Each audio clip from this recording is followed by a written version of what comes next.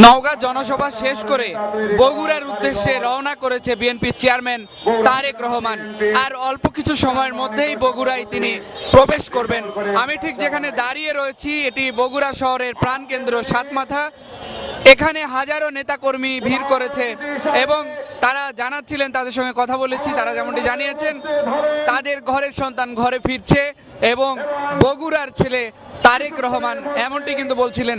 আমরা আপনাদেরকে সরাসরি দেখানোর চেষ্টা করছি বগুড়া শহরে যে প্রাণকেন্দ্র সাতমাথা। আপনারা যেমনটি দেখছেন যে এখানে নেতাকর্মীরা কিন্তু ভিড় করে রয়েছে আর অল্প কিছু সময়ের মধ্যে এই রাস্তা দিয়েই প্রবেশ করবেন বিএনপির চেয়ারম্যান তারেক রহমান।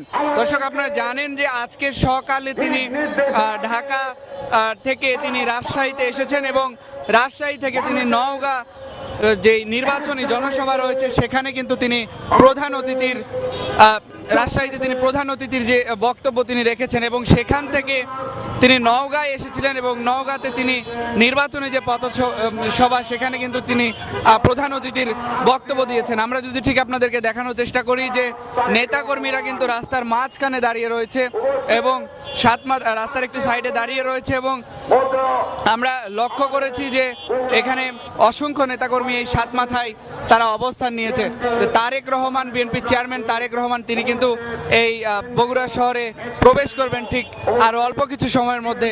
আমরা সেটাই কিন্তু আপনাদেরকে দেখানোর চেষ্টা করছি এবং আপনাদেরকে জানিয়ে রাখি রাজশাহী জনসভা শেষে তিনি কিন্তু এই বগুড়া নওগাঁ হয়ে দুপচাচিয়া আদমদিঘির উপর দিয়ে আসবেন এবং আমরা রাস্তায় যেমনটি দেখেছি যে অসংখ্য নেতাকর্মী রাস্তায় দাঁড়িয়ে রয়েছে এবং তারা তারেক রহমানকে এক নজর দেখার জন্য নওগাঁ থেকে বগুড়া বিভিন্ন জায়গায় তারা রাস্তার পাশে কিন্তু তারা সেখানে দাঁড়িয়ে রয়েছেন। আমরা আপনাদেরকে সরাসরি দেখানোর চেষ্টা করছিলাম দৈনিক ইত্তেফাকের মাধ্যমে। আপনারা যেমনটি দেখছেন আমি ঠিক যেখানে দাঁড়িয়ে রয়েছি এটি বগুড়া শহরে প্রাণকেন্দ্র সাতমাথায় এবং এই সাতমাথায় নেতাকর্মীরা অবস্থান করেছে এবং ঠিক আলতাফুন্নেসা খেলার মাঠ, সেখানে অসংখ্য নেতাকর্মী রয়েছে, তারা অপেক্ষা করছে তারেক রহমানকে এক নজর দেখার জন্য। আমরা একটু কথা বলার চেষ্টা করব, কেমন লাগছে এতদিন পর?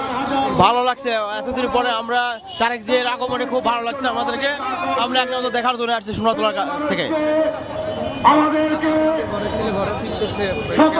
আমাদের ঘরের ছেলে বহুদিন পর ঘরে ফিরতেছে, এই জন্য আমরা মনের দিক থেকে খুব উচ্ছ্বাসিত এবং আনন্দিত। অনেক ভালো লাগতেছে, 19 বছর পর আমাদের বগুড়ার ছেলে বগুড়া আসতেছে, অনেক ভালো লাগতেছে, আমার অনেক ভালো লাগতেছে। কথা বলতে চান কিনা? না, কথা বলতে চাবো না কেন, বলতেছি তো, আমার খুব ভালো লাগতেছে আর বলার ভাষা আমি খুঁজে পাচ্ছি না। এই দর্শক, আমরা যেমনটি কথা বলছিলাম এখানে স্থানীয় যারা নেতাকর্মী রয়েছে তাদের সঙ্গে, তারা যেমনটি জানাচ্ছিলেন যে তারা এক নজর দেখার জন্য এখানে দাঁড়িয়ে রয়েছে এবং আমরা যেমনটি দেখেছি যে আইন শৃঙ্খলা বাহিনীর কিন্তু কঠোর অবস্থান রয়েছে আর অল্প কিছু সময়ের মধ্যেই বিএনপির চেয়ারম্যান তারেক রহমান এই বগুড়া শহরে প্রবেশ করবে। আমরা দেখছি যে আইন শৃঙ্খলা বাহিনীর কিন্তু কঠোর অবস্থান রয়েছে এবং তারা প্রস্তুত রয়েছে কোনো ধরনের যেন বিশৃঙ্খলা না ঘটে সেই দিকে কেন্দ্র করে আমরা যেমনটি দেখানোর চেষ্টা করছি। আমরা আরো একটু কথা বলার চেষ্টা করব নেতাকর্মীদের সাথে। কেমন লাগছে দীর্ঘদিন পর বগুড়া? বগুড়া আরো অনেক ভালো হবে, উন্নতি হবে, বাংলাদেশ আরো এগিয়ে যাবে। আমরা তারেক রহমানকে ভালোবাসি, বাংলাদেশ তারেক রহমানকে চায়, বাংলাদেশের সে সর্বোচ্চ জনপ্রিয় নেতা। আমরা বগুড়াবাসী চাই বগুড়া অনেক উন্নত হোক আর তারেক রহমানের আশাতে আমরা সবাই খুব খুশি, আমরা অনেক আনন্দে আছি। দেশের ছেলে আজকে দেশে, আমাদের বগুড়ার ছেলে বগুড়ায় ফিরে আসছে, আমরা চাই। দর্শক, আমরা এখানে দেখছিলাম যে একজন বেগম খালেদা জিয়ার সাজে সেজে এসেছে। আপনি কার জন্য দাঁড়িয়ে আছেন?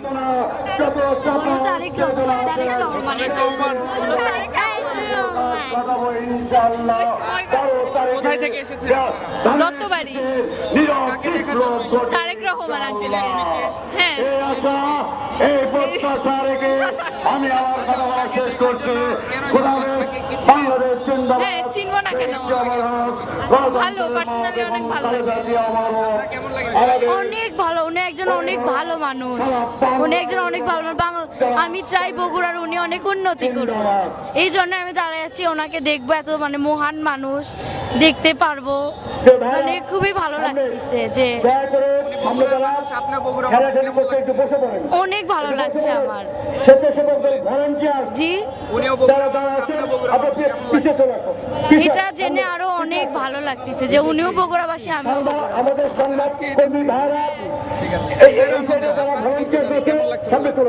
ইনশাল্লাহ আমাদের নেতা তারেক রহমান সাহেব দীর্ঘ 19 বছর পর বগুড়াতে আসছে। আমরা এত আনন্দিত, ঈদের আনন্দ এত ভালো লাগে না যে ওনাকে আসতেছে, এই আনন্দে আমরা আত্মহারা। ইনশাল্লাহ আমরা বগুড়াতে ধানের শীষকে 7টা আসলে এত পরিমাণ ভোট দিয়ে ইনশাল্লাহ আমরা বিজয় করে ওনাকে আমরা উপহার দেব। উনি আগামী দিনের প্রধানমন্ত্রী হবে ইনশাল্লাহ।